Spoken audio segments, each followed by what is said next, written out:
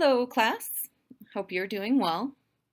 Today I'm going to talk about diversity, and as you already know, in your diversity assignment, you are asked to test a hypothesis that is related to diversity data. These data are data that I collected for my master's thesis. So the following presentation is basically going to explain the background information that you're going to need and the methods that you will need to formulate your hypotheses and to make conclusions based on the data. So basically, I'm going to give you some background about diversity, disturbances, and the forest type in which I researched for my master's thesis. If you've already completed the readings and videos for lesson 1, then you know what diversity is, but I'm going to go ahead and tell you that it is a measure of the richness and the evenness of species.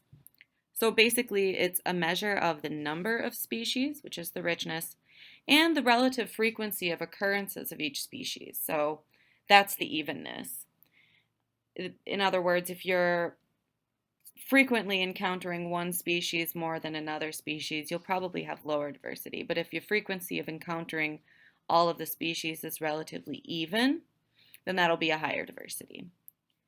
So there are many reasons why we measure diversity in different ecosystems, and following are some very broad explanations. So for one, ecosystem health is considered to have a general positive correlation with biodiversity. So in other words, if diversity is very high, then the ecosystem is thought to be healthy. However, you should note that this does not always hold true, especially in places that have repeated anthropogenic disturbances. And we'll discuss a little bit more about that later. Also, diverse ecosystems are considered to have more ecological niches. This can be easily conceptualized if you imagine a forest with 30 different tree species, and then you compare that to a forest with only 10 different tree species. You can visualize that where there are 30 different tree species, there will be more unique habitats in which other organisms can live, such as invertebrates, birds, mammals, fungi, etc. In the forest with only 10 species, you're kind of limited on which species can live on those particular trees. So you can clearly see that there are more niches in places with higher diversity. The most important reason that we study diversity is because diverse ecosystems are considered to be more resilient and resistant to disturbances. This can also be easily conceptualized with a simple example. Imagine a typical forest fire in the Pacific Northwest. Now imagine a forest with very low diversity. Imagine the fire comes through and the species that are there are neither resistant nor resilient to fire. Therefore, when the fire moves in, pretty much all of the species will die. There will be very little recovery. Now imagine a forest with many different species and the fire moves through. You're more likely to have species that can both resist the fire, such as ponderosa pine or Douglas fir, or species that can germinate after the fire, like lodgepole pine. With its serotinous cones, it is very likely to be able to regenerate, and thus you have an ecosystem that is more resilient. For the purposes of this assignment, we are going to be focusing on the effects of disturbances and how disturbances affect diversity. Particularly, we are going to be focusing on two major disturbance types that occurred in the bottomland hardwood forests. The two major disturbance types that we are going to focus on are species invasion, and the species of interest is Chinese privet. I'll tell you more about that in a moment. And we are also going to look at hydrological disturbance and particularly river channelization. So the overarching question that you will be answering in this study is, do disturbances like species invasion and or altered hydrology reduce biodiversity in forested wetlands. So, what is an invasive species? An invasive species is a species that is brought from another region, another part of the world, and is introduced into a completely novel area. And when it becomes introduced, it is able to naturalize, and then it is deemed an invasive species when it causes a negative ecological or economic effect. Economically, invasive species cost more than $130 million per year. And this is a very modest estimate from 2012, and it is likely that that number has increased dramatically and is much larger. Ecologically, invasive species are thought to be responsible for displacing native species and causing many species to be endangered and threatened. In fact, 42% of all of the endangered and threatened species are thought to be due to invasives. And this is an estimate from 2000, so that is also likely to be much larger these days. So I'm going to tell you a little bit about the invasive shrub that we will be studying. It is called Chinese privet, or Ligustrum sinense, if you're a fan of the scientific names. The shrub is a very indescript shrub, has a tendency to blend in very well with the background. As you can see, I am wearing it there as a Halloween costume, and it makes for a very scary Halloween costume. I call that one the Silent Invader.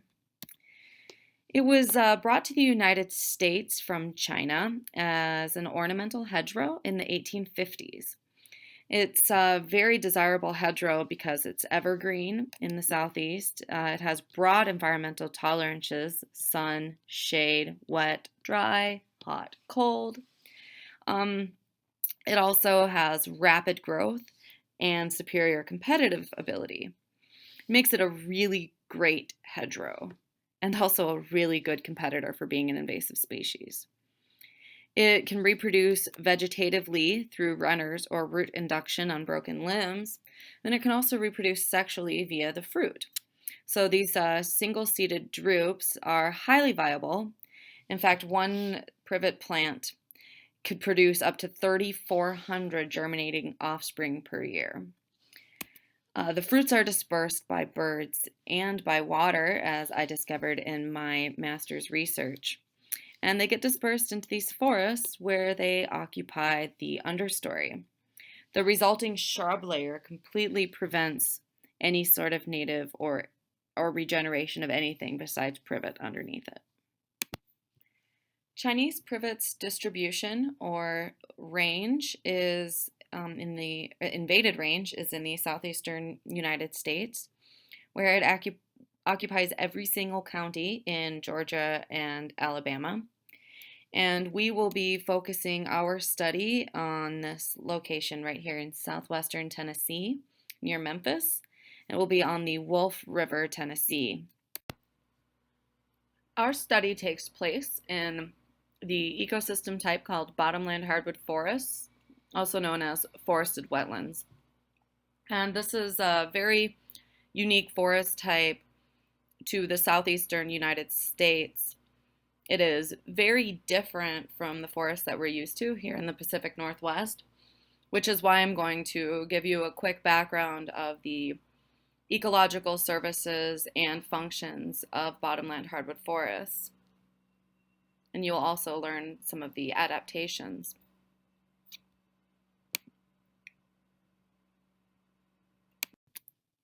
One ecosystem function is nutrient sequestration.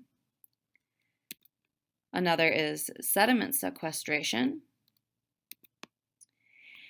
And yet another is water filtration, which is really great. It will play the role of filtering water and returning that into the stream or creating giant aquifers beneath them.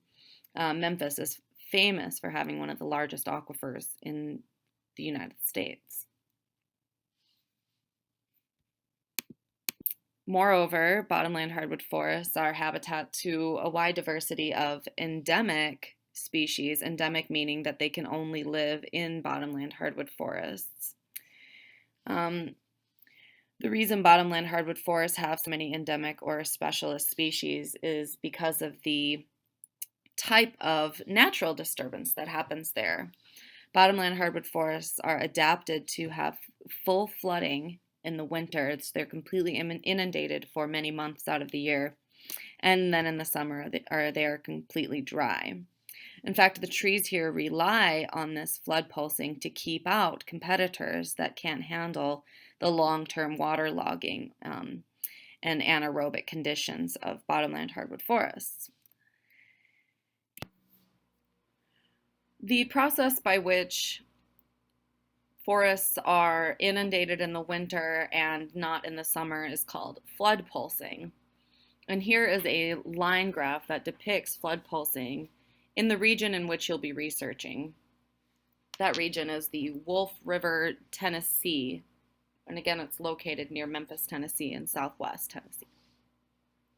The blue line represents the mean river gauge height per month in a 1-year cycle, and this is the average from 1936 to 1963. The black line here represents the level of the land. And as you can see, under historical flood pulsing conditions, the water is above the land for a little over 3 months a year, meaning that the land adjacent to the river is completely inundated for 3 or more months out of the year.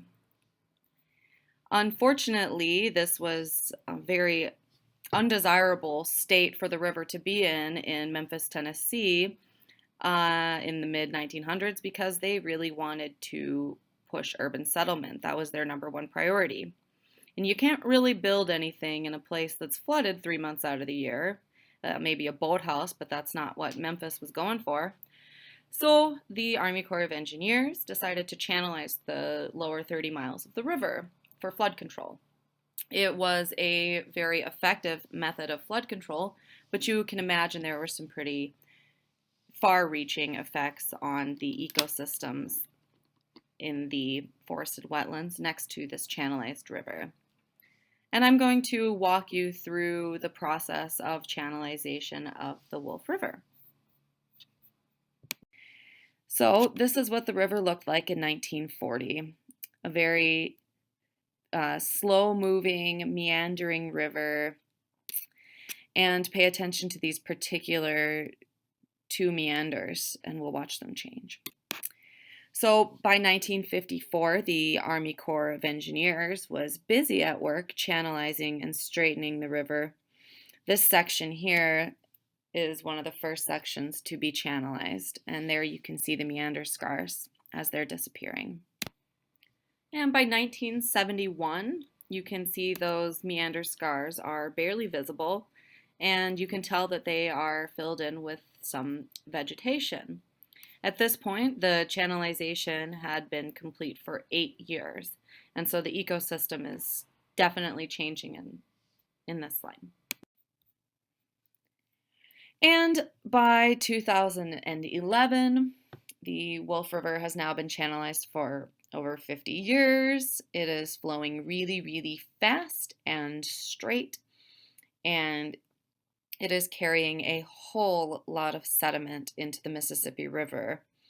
And the Mississippi River is carrying that sediment down to the Gulf of Mexico, where it contributes dramatically to the dead zone. And if you don't know what the dead zone is, you should Google it now. It is really, really some scary stuff, and everyone should know about its existence. And also, this area right next to the Wolf River is completely invaded with Chinese privet. So here is another line graph, and it is showing the mean river gauge height both before and after the channelization of the river. And one key thing to note, besides the significant decline in river gauge height, which was an average of 7 feet, but also the peak flow changed dramatically, where it used to be in February and now occurs in May. And you can clearly imagine that this would have a very dramatic and long-lasting impact on the vegetation immediately adjacent to the river. And as I mentioned earlier, that vegetation is now mostly privet. Here is an image of Chinese privet distribution in the location adjacent to the channelized river. It is the reflectivity determined via remote sensing techniques using Digital Globe's Worldview 2 platform and has a spatial resolution of 5 meters. It shows that Chinese privet in maroon is most prominent in the area immediately adjacent to the pre-channelized path of the Wolf River. The invasion in this site has a very dense and noticeable transition zone that can be easily located to the south of the boundary between the bottomland hardwood forest and the Chinese privet. In this study, you are going to be answering 2 overarching questions. The first one addresses the effect of Chinese privet on native biodiversity. So, does Chinese privet reduce native biodiversity in these forested wetlands? And the other question will address whether channelization or altered hydrology is responsible for reducing native biodiversity. In order to answer this question, you will be analyzing data from 3 study areas, all located along the Wolf River in Tennessee. And the Wolf River flows northwest, and the confluence is located in Memphis, Tennessee, and it flows directly into the Mississippi River, as I mentioned earlier. The same methods of collection were used for all 3 sites, and each of the sites represents a type of disturbance or not. So in the middle, you can see the invaded site, and that's going to be the site that I showed you with the meander scars, where you could see both channelization and Chinese privet are affecting the invaded site. You also have a non-invaded control site to the left there, and that's the farthest westward site. And so in this site, there is no Chinese privet, but there is still channelization. And then on the farthest east side, on the right of the screen, is the reference site. And this site has had no anthropogenic disturbances, such as channelization or Chinese privet. And this is the most pristine site that we would want, ideally, for the other 2 sites to look like if they were not affected by these disturbances of invasive species and channelization. The methods used to collect the data were the same for all sites. First of all, plots were randomly located along the river in these 3 locations, and there were 30 plots located in each site, but you will only be analyzing the data for 6 of them. And simply within these plots, which were 10 meters by 10 meters, the number of stems were counted for each species, and then the species were recorded. And that's all the information you would need to determine the diversity within these sites. So this is what the non-invaded site looks like. Remember, there has been channelization here, so it is altered hydrologically, but it is not invaded with Chinese privet.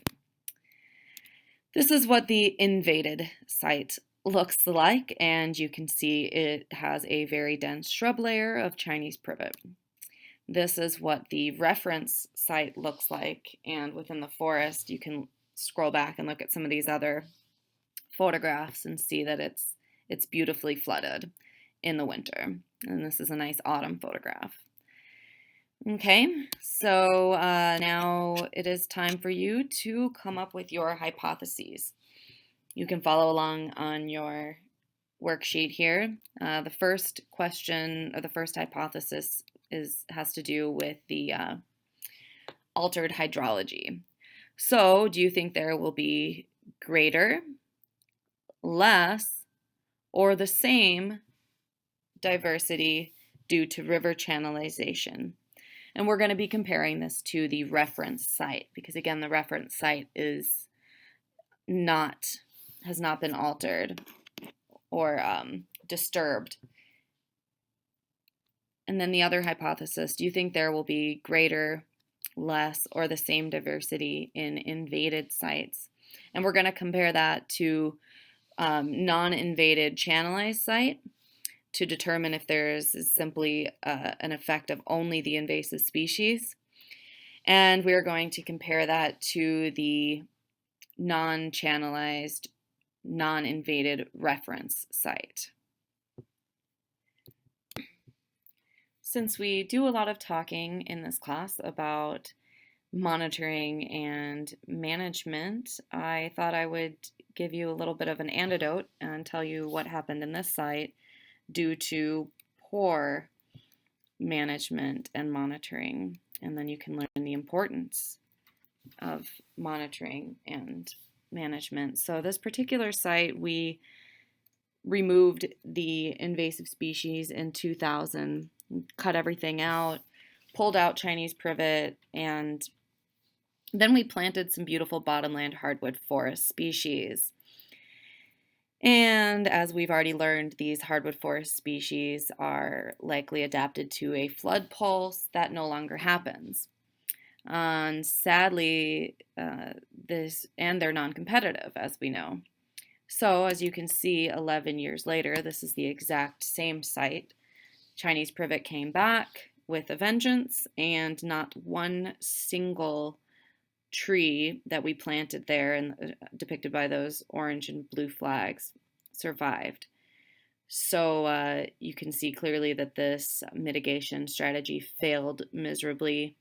It could be a result to a lack of monitoring, a lack of thorough planning. So it would have been good if they had considered the idea that this area is no longer a bottomland hardwood forest that experiences flood pulsing, and maybe they would have planted or should plant species that can grow in drier conditions that result from the channelization. Okay, so now you have all the tools that you need in order to test your hypotheses, and you will be able to conclude whether there is an effect of Chinese privet on the diversity, whether there is an effect of channelization on the diversity, or whether there is an additive effect where Chinese privet and channelization have a much greater effect on the diversity of species. I think based on the information I've given you in this PowerPoint, you should know which sites you need to compare to make those conclusions. Good luck.